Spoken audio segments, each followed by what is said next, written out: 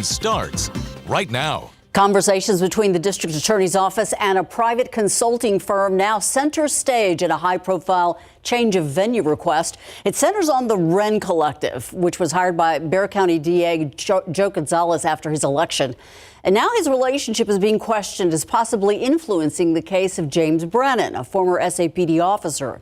He is the police officer who shot teenager Eric Cantu in a McDonald's parking lot. Today in court, Brennan's defense team asked to see any email conversations between the DA's office and Wren, saying it needs to study them before they have a change of venue hearing. Erica Hernandez at this morning's hearing and joining us now live in the studio. So did the judge grant the request?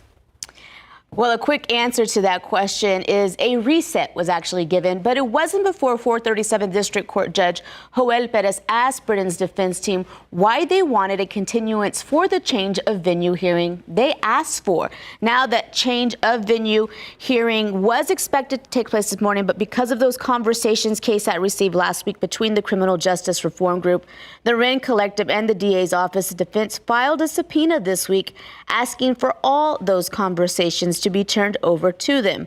James Brennan, if you remember, back in 2022, was charged with shooting Eric Cantu at a McDonald's parking lot after identifying Cantu's vehicle from an evading arrest case the previous night. The defense explained to the court this morning that those conversations with the Wren is a dangerous combination in influencing a potential jury pool. Meanwhile, the state says they will quash or challenge that motion, saying those conversations are not relevant in a change of venue hearing. After the hearing, this is what both the state and the defense told us.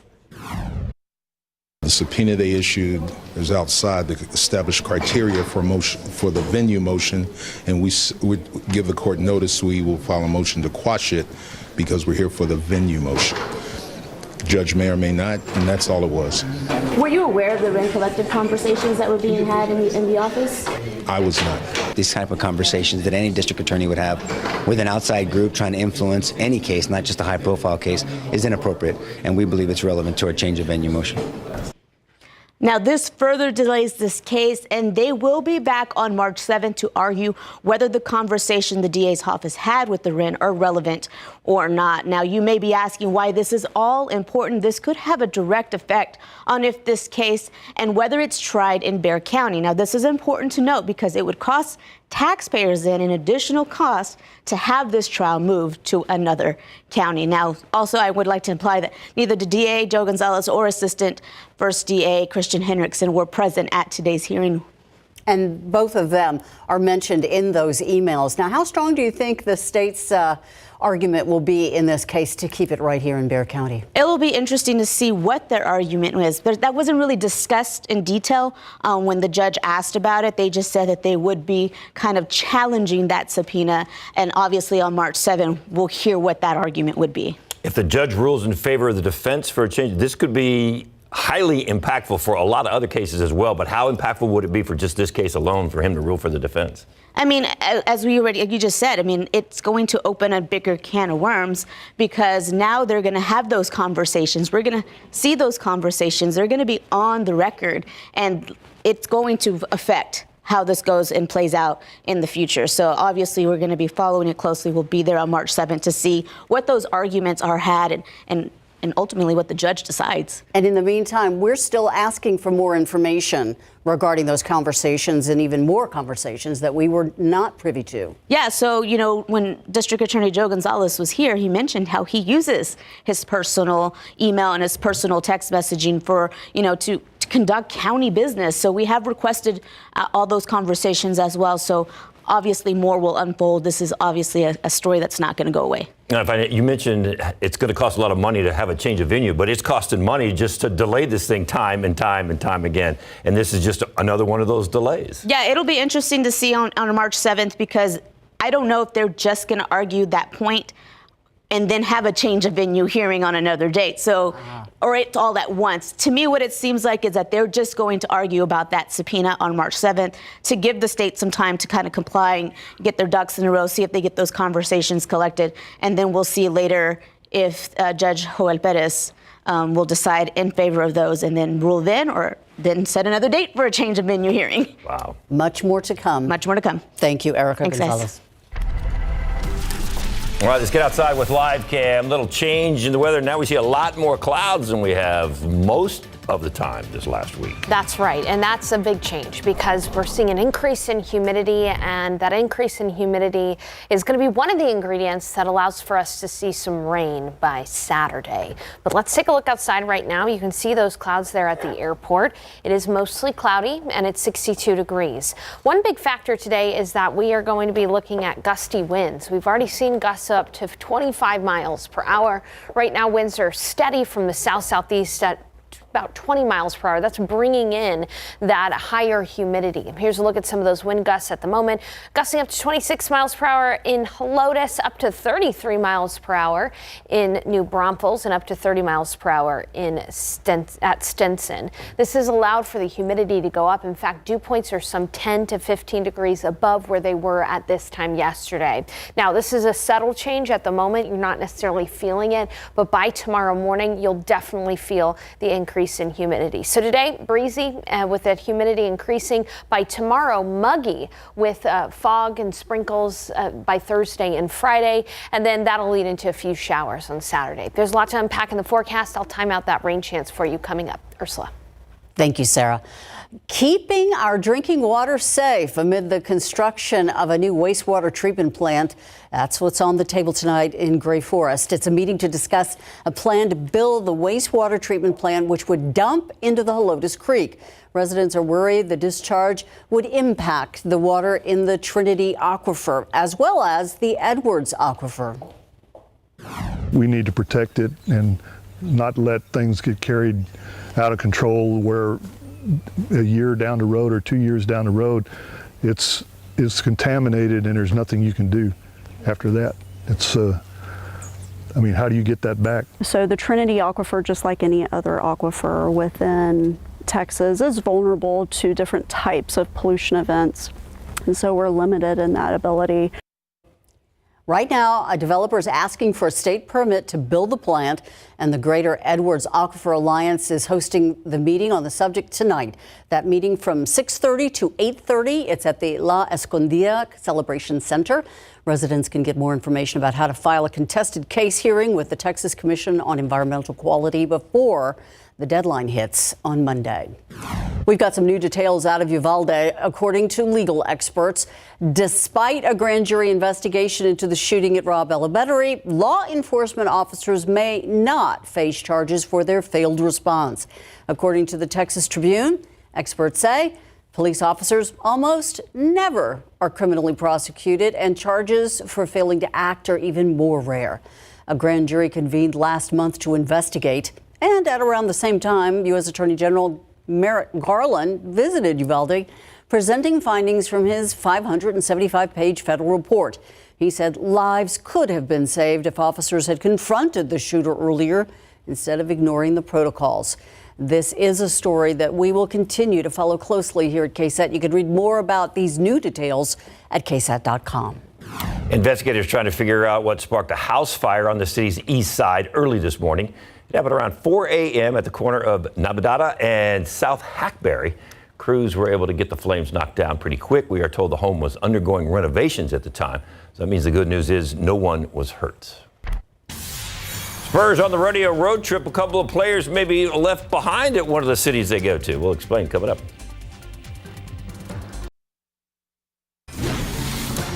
It is National Burn Awareness Week, and one San Antonio family sharing a warning to other residents and other parents after their son was seriously injured. Tiffany Huertas with their message and some ways a local doctor says you can stay safe year-round.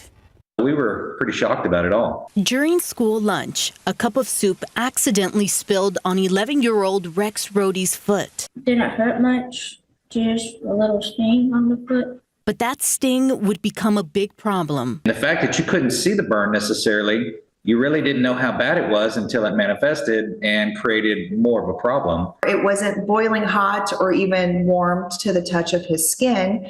So he kind of just looked at his foot, took his sock and shoe off. It just felt wet and he put it back on. That liquid caused Rex severe burns. He underwent a few surgeries at the University Health Level 1 Pediatric Trauma and Burn Center. We had to have a first surgery for a surgical debridement to kind of clean up the burn. We had another surgery where he received a cadaver graft, which basically prepped his body for receiving his donor graft. The week after that is when they then went in and did a third surgery where they actually took skin from his thigh and gave him his own skin graft to his foot. Today, Rex is feeling better, but wears a compression sock and they monitor his foot. Dr. Christopher Crane, a trauma surgeon, says unfortunately, he sees burns like these often. Something that's very, very hot can only be in touch with the skin for a brief second and cause a deep, deep burn.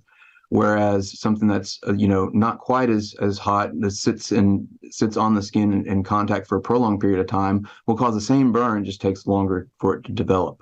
Dr. Crane says if you or your child get burned, remove any clothing in the affected area to expose it. Run it under cool water for 10 to 15 minutes to remove any kind of grease, oils, or food particles from the affected area to prevent further burning. He says there are steps you can take to prevent burns, including use extreme caution when cooking or using a microwave. Set your water heater to 120 degrees so it doesn't get too hot when you turn the faucet on or somebody accidentally turns the wrong faucet on. When you're cooking at the oven or stove, using the back burners and keeping the handles pointed away from the front. The Rohde family hopes their story helps someone. So I think we've learned in our household that when it comes to food and drink, if you spill something on you, whether it's cold or hot, just wipe it off. If your clothes are damp, change them. Tiffany Huertas, KSAT 12 News. Outside with live cam, a lot of changes when you think about it, because we got more clouds and that means more humidity and that means the possibility of more rain. Yes, that is a possibility, especially over the weekend, unfortunately, for those of us who have outdoor plans. But it won't be a complete washout. We'll talk about that. First, I want to take a check of the aquifer, though. Aquifer is down 1/10 of a foot over the past 24 hours. Molds are low at 160, and this pond count looks good because Mountain Cedar, once again, only at 10. I think we're finally saying goodbye to Mountain Cedar season, which is good news. More on that rain chance over the weekend coming up.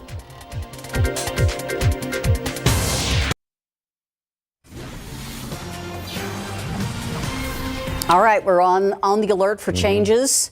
One of the changes is it's not going to be quite as cold in the morning. That's exactly right, Ursula. It's, in fact, tomorrow morning you won't need a jacket. It's going to be like 60 degrees in the morning tomorrow. So, yeah, it's all because humidity is on the rise as we speak, and that's because it's breezy today. We've got a wind from the south bringing in the higher humidity. And so for tomorrow, it's mainly going to be muggy with some morning fog and sprinkles, not only Thursday tomorrow, but also on Friday.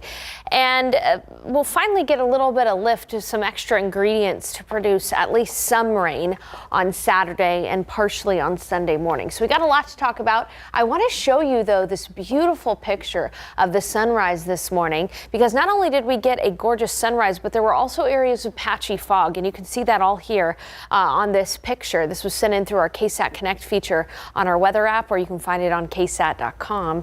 And know that the fog was because the humidity was slowly starting to rise and the winds had not quite picked up yet, but those winds are breezing right now. We've got a wind gust of up to 35 miles per hour near New Braunfels, up to 30 miles per hour in Del Rio, 26 miles per hour in Cotulla, around San Antonio, anywhere from 25 to 30 mile per hour wind gusts at the moment, all bringing in that Gulf of Mexico humidity. And so as we look at the dew point trend, right now you don't necessarily feel the humidity out there. It's kind of imperceptible at the moment, but by tonight, you're definitely going to notice a little bit of mugginess in the air as we'll slowly start to see the humidity work its way in. And you've also noticed, I'm sure, that there are more clouds out there than there was yesterday. And you can see when we look at the clouds and the temperatures, just rounds of clouds moving through. It's a little bit warmer further to the south where they've had a little bit more sunshine, like in Laredo where it's 73 degrees. It's 59 though still in Kerrville, a little cooler up in the hill country. And as we look at your KSAT 12 12-hour forecast for the rest of the afternoon, picking up the kids. It's going to be 71 degrees this afternoon, still very breezy. And then this evening, continuing to be pretty breezy as well. It will become completely cloudy by 8 p.m. and the clouds will carry over in the overnight hours, acting like a blanket and keeping temperatures relatively warm. We're going to be at 60 degrees. I say relatively warm because the last few nights we've cooled down very quickly. That's not going to be the case this evening. Rain chances will slowly be on the rise. I think tomorrow and Friday we might have spits and drizzles. Okay, so a little bit of sprinkles here and there, and that's why we only have a 10% chance of rain tomorrow and Friday. But by Saturday, that's when rain chances really tick up. And again, this is not going to be a washout over the weekend. All right, we'll have a few passing showers here and there. Just bring the umbrella with you if you have outdoor plans. You may not need it all that much, but it'll be good to have. Looking at the weather setup, all the rain is going up and over San Antonio because of this ridge of high pressure right over Mexico, but that's going to be moving off to the east, and in its wake we're going to see a couple of troughs of low pressure. And California has just got walloped by rain.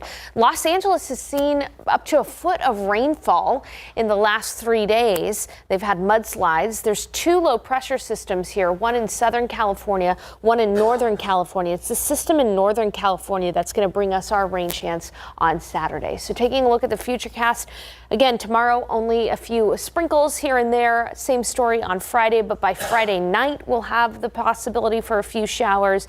That'll carry into Saturday, and then into Sunday morning we'll have a few showers as well before a front moves through, clears things out for us. So Saturday, yes, some rain. Sunday morning, some rain as well, but then that front moves through, clears things out. As Ursula was mentioning, the morning lows the next few days are not going to be cool. They're going to be on the warmer side. You won't need the colder jacket until potentially next week. Hey, coming up in the forecast, we are going to talk about how we could even see some colder weather later next week as well. All right. Winter's not over yet. I kind of don't like this. I have no idea what the question is. I like to at least be forewarned of a subject. I got nothing now. Yeah, this is a pop quiz. Here we go. It's a surprise today. SA Live has a pop quiz. It's an easy quiz. Well, I disagree with you. I think that's a very difficult Well, it might be question. for David. He's like you. He can't pick just one. He has to study. Question is, when it comes to barbecue, what is your favorite? Is it brisket? I knew it. Is it Look at ribs? him. Is it pulled pork? Is it chicken? Is it sausage? Is it turkey? I say yes. He says all of the above. All the above. I knew it. Okay, but if I had to choose one, I would go with brisket and then sausage. That's two. I agree with you. You can't just choose one. You can't. No. Okay. Yeah. I'll have the brisket and ribs, please. Yeah, see, we just combine them and make it one. Okay. Then it takes a big plate, though. It's called the sampler platter. That should be a choice on there. So, yes, because we have Davila's barbecue on today. Yes, game day barbecue with a pitmaster. So there it is, down brisket. here. Already getting a vote, 100%. So scan that QR code. And the aroma's going to be wafting over toward you all. So. And more SA Live from historic Market Square in a little bit later. All right, thank y'all. I'm visualizing it. Brisausage. Brisausage? Brisausage. All right. Take it all in one. Victor Wembanyama talks about his first All-Star Weekend trip coming up in a few minutes, and Texas continues to struggle on the hardwood. Next.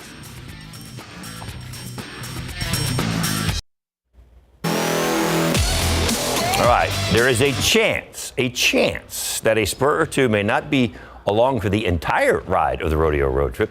Could be pretty short since the trade deadline is tomorrow. It's nothing new, like this every year.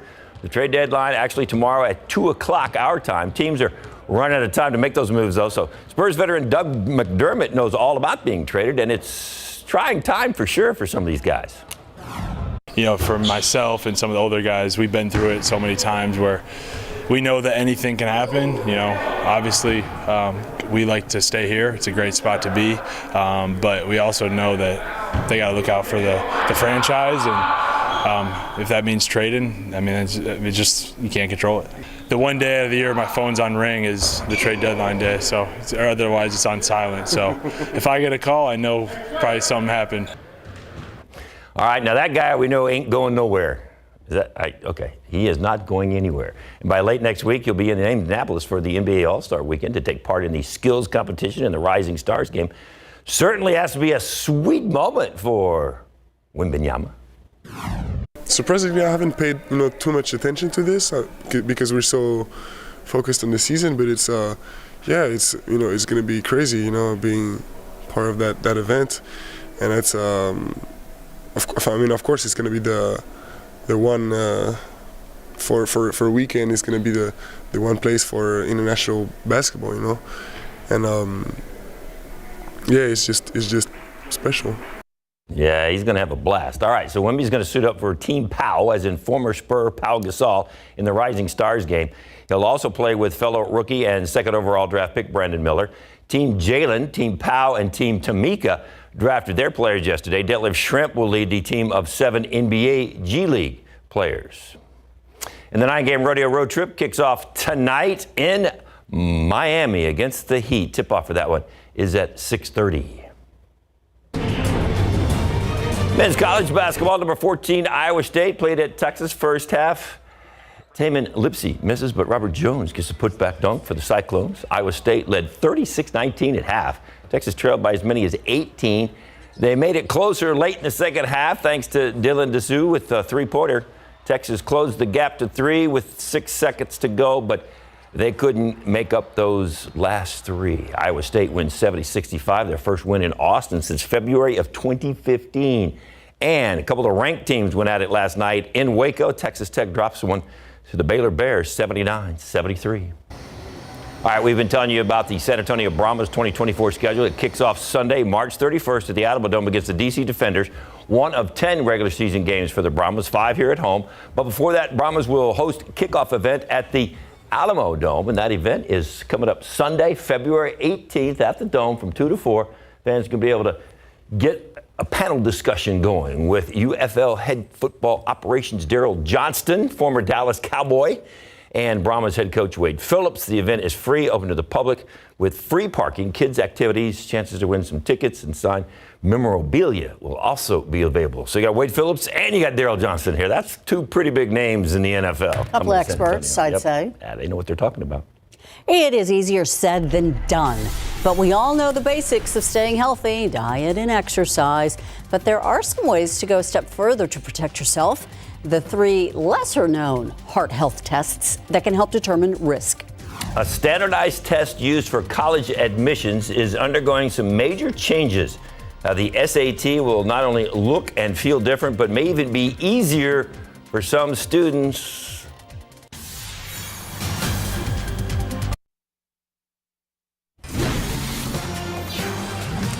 Right now, lawmakers on Capitol Hill have a bill on border security, but no deal to get it passed. That package also includes billions for foreign aid assistance for Ukraine and Israel. Today, Senate Majority Leader Chuck Schumer is forcing senators to go on the record. They're holding 2 votes. The first one, a key test vote for the border bill with foreign aid. The second one is a vote on a stripped-down version with just aid to Ukraine and Israel. It comes amid criticism that the $118 billion bill does not go far enough to solve the border issues. That's what Republicans are saying. Senate Majority Leader Chuck Schumer has harshly criticized Senate Republicans for opposing it, accusing them of following former President Donald Trump's marching orders. However, House Speaker Mike Johnson is holding his ground. Not a border security bill. It doesn't do anything of the sort. In fact, in our view, after a careful, thoughtful review of this, we believe that if those provisions were to make law, it might actually make the situation worse. We hope that if we pass it in the Senate, that the House would then rise to the occasion. The House is in chaos. It doesn't behoove the Speaker well to block everything because 30 hard right-wing people just want chaos.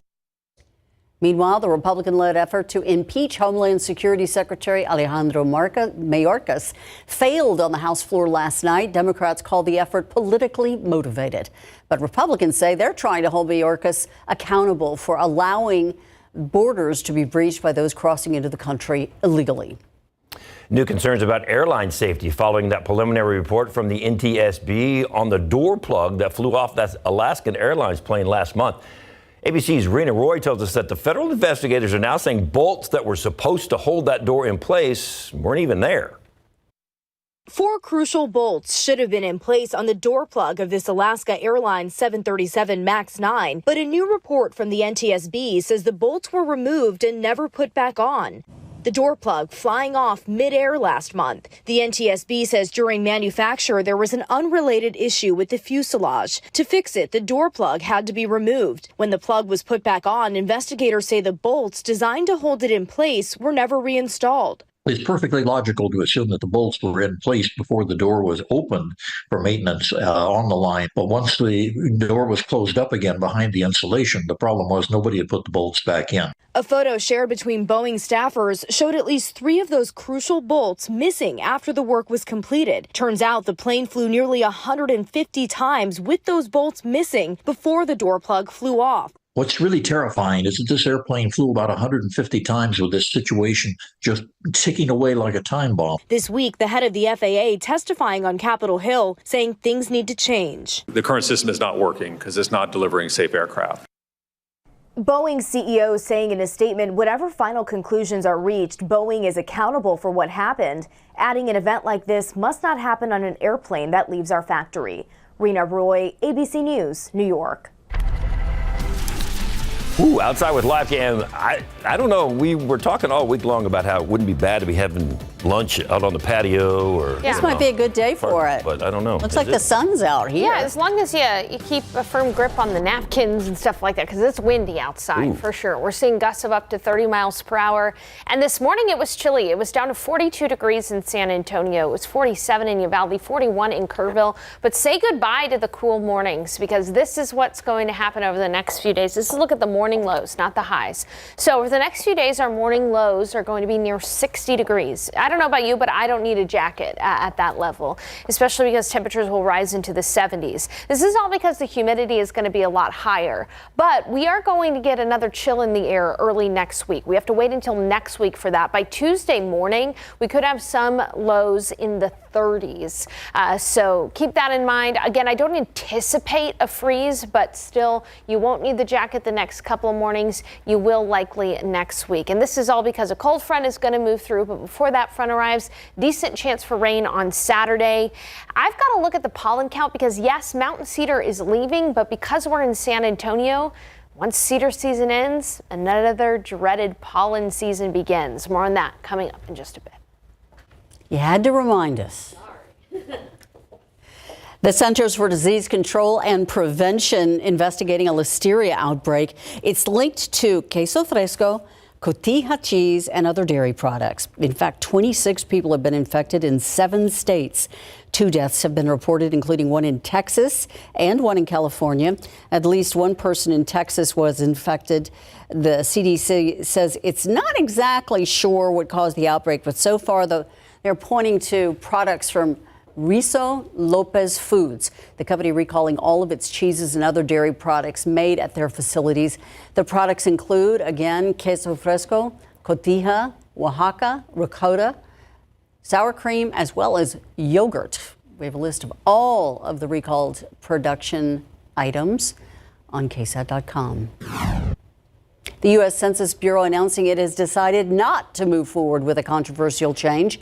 The Bureau has proposed a set of questions that would have asked people with a disability to rate their level of difficulty with certain activities. So that's instead of answering yes or no questions. Based on their responses, the Bureau proposed that its main estimates of disability would count only the people who reported a lot of disability or, quote, cannot do at all, unquote, and eliminating those who respond with only some difficulty. The proposed questions could have shrunk the estimated rate of disability in the U.S. by about 40%. The Census Bureau director said the decision to drop this proposal is based on all the feedback it's been getting from the public. The fate of former President Donald Trump's attempt to return to the White House may be in the hands of the U.S. Supreme Court. Tomorrow, the justices will be hearing arguments in Trump's appeal of Colorado Supreme Court ruling that he's not eligible to run again for president because he violated a provision in the 14th Amendment. That provision prevents those who engaged in insurrection from holding office. Some legal experts expect the nation's highest court to reverse the Colorado ruling, but it's never easy to predict how the Supreme Court is going to rule. The case against Trump has already broken new legal ground. The SAT is going all digital this spring. Students will take the SAT on an app called Blue Book instead of personal or school-provided laptops or tablets. No more number 2 pencils, circle in little circles with your number 2. The paper and pencil format only available in rare cases. Okay, another big change. Listen to this one. This is what the College Board calls adaptive testing. The math and reading sections will each have 2 parts. A student's performance in the first part of each section will determine how hard the second part is. So if a student does poorly on the first section, the second section is going to be easier. The test uses difficulty level to calibrate a person's score. Another big change is that the test is going to be just over 2 hours long, roughly an hour shorter than previous tests. Where were these changes when I was taking I don't know. test? I just make it easier. Really? Well, it's an SAT test. Kids are having it rough out there. I'm telling you. Having a healthy diet, exercise, and not smoking, they're all important for heart health, but there are some risk factors for heart disease that even healthy lifestyles alone can't help. Why knowing your health history is important.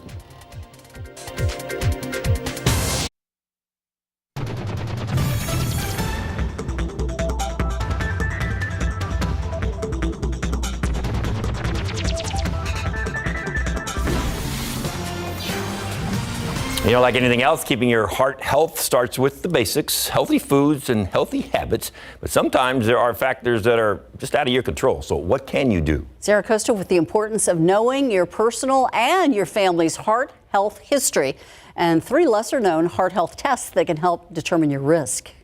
Great. She's born on a ranch in Montana. Lori Welsh knew her family history. Her mom had her first heart attack at age 48. Her grandfather, uncle, and aunt all had heart disease and all died in their early 50s.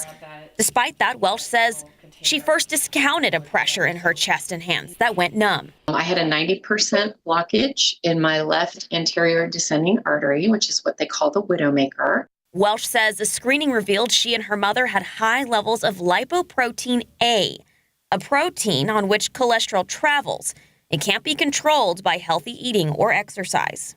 This is genetic, and you have it or you don't. There are many people with higher lipoprotein A levels, but very few are tested, says Dr. Wellesley Milks with the Ohio State's Wexner Medical Center. It's a form of bad cholesterol that is still undergoing increased awareness, both in the general population and among healthcare providers. 2 other screenings of which those with genetic risk should be aware. An ultrasound for aortic aneurysms to detect damage to the body's largest blood vessel, and a coronary CT calcium scan that can detect the hardening of arteries before symptoms appear. Milk says early detection is critical. So we can develop a personalized treatment plan to try to keep their risk as low as possible. Welsh says knowing she has high levels of lipoprotein A has guided her healthcare decisions, as it did for her mother. We got 25 extra years with my mom because of that test, and that's an incredible gift. Sarah Costa, KSAT 12 News. And another thing that I've noticed is because of this weather, a lot more people are out walking. Yes. And enjoying these temperatures. You know, that's one of the advantages to living here. Even if you have allergies, put on a mask or something. Go outside and walk, because the rest of the country is looking at us like, what, you're not outside? This is when it's great to live in San Antonio in the winter, when it feels amazing outside. And the pollen count looks good today. Molds have fallen even from yesterday. They're low at 160. Mount Cedar is on its way out, which is good news.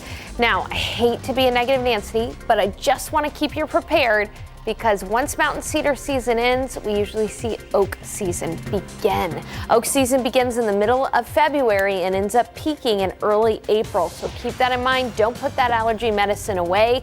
Hey, we are just 61 days away from the total solar eclipse that will be happening around San Antonio in the Hill Country Monday, April 8th, around 1:30 p.m. Coming up, I've got to look at the path of totality, which neighborhoods will be inside the path of totality, and where you'll want to go perhaps to view the total solar eclipse on Monday, April 8th. Coming up.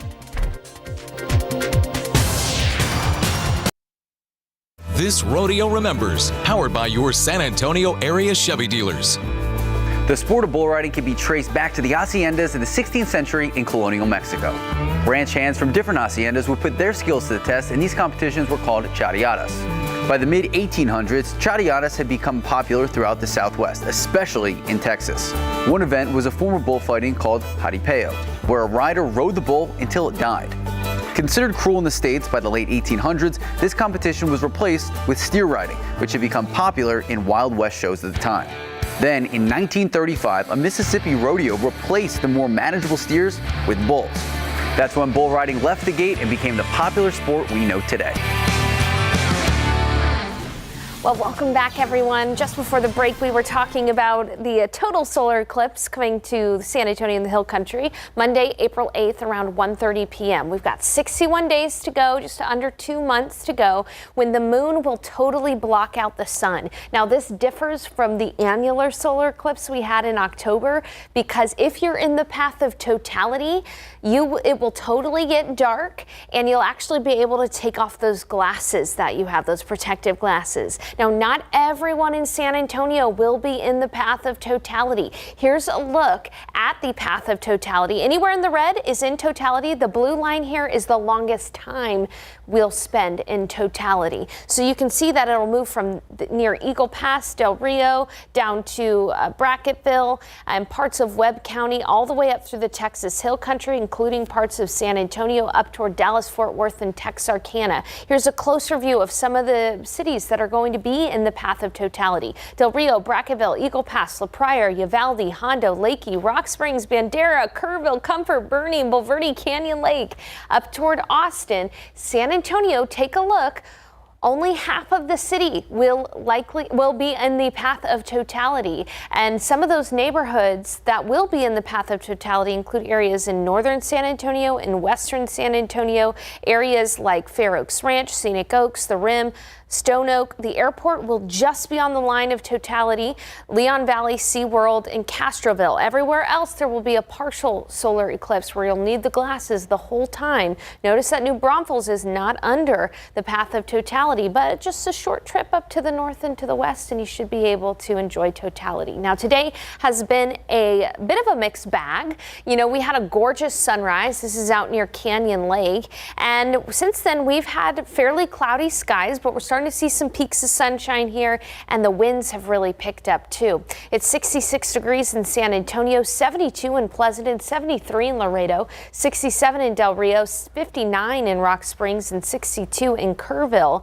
You can see where we've had a little bit more sun down south. The temperatures are in the 70s, and we've seen wind gusts of up to 30-35 miles per hour today. We're going to continue to have breezy conditions this afternoon. We'll top off right at around 71 degrees this afternoon. Later on tonight, it's going to get completely cloudy, and unlike the last few nights where you've needed the jacket in the evening, temperatures are just going to stay steady at 60 degrees through midnight, and it's going to be cloudy, and winds will calm down somewhat closer to midnight. Now, that's because humidity is on the rise, and it will be noticeably humid Thursday, Friday, and Saturday before a front moves through Sunday morning and knocks humidity back down into the dry category by next week. Now, with the increase in humidity comes the potential for rain as well. So let's take a look at the weather setup. High pressure system in place right now, but a big low pressure system over California going to be bringing us the opportunity for rain Saturday into Sunday morning. Take a look at the futurecast. Just an isolated shower possible, but Friday night, Saturday, a few passing showers, and then by Sunday morning, we'll see a few passing showers as well before that front arrives. And temperatures will be cooler next week. We'll have chilly mornings, comfortable, cooler afternoons in the 60s. And as far as rainfall totals go on Saturday, not a huge rain event, about a quarter of an inch to half an inch of rain. We'll be back right after the break. Oh, it's lunchtime. SA Live knows it's lunchtime. They got questions of the day. They got barbecue. What did we decide it was briscosage? All right. You ready to be jealous?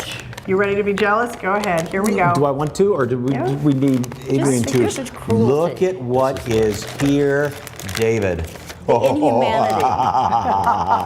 Adrian Davila from Davila's Barbecue is here. What am I about to feast on, sir? You're going to feast on what we call the dino rib, and you can see why you call that the dino rib. Yes. It's pretty dynamic. Dynormous. Yes. And you can get this at the rodeo. At the rodeo, and our food truck will be down there every day starting tomorrow. Okay. Every day at the rodeo from 10 to 10. Get those dino ribs, among other things. All right. And I am dizzy right now. Yes, and we're also going to be talking some game day food with the fabulous pitmaster here. But we want to know, scan that QR code. What's your favorite barbecue? Weigh in: brisket, chicken, ribs, sausage, pulled pork, or turkey. Right now, brisket in the lead. Big ribs, big hair for the rodeo, right, Jen? That's right. Jen is where you can get all dolled up. That's right. We're at one of the newest blow-dry bars, and it's the only one on the northwest side of town, but it's much more than just hair. They have clothing, they do makeup, there's even a party room in the back, okay, for all different occasions. Yeah, I'm gonna keep working on my hair. We're gonna show you some fun rodeo looks, guys.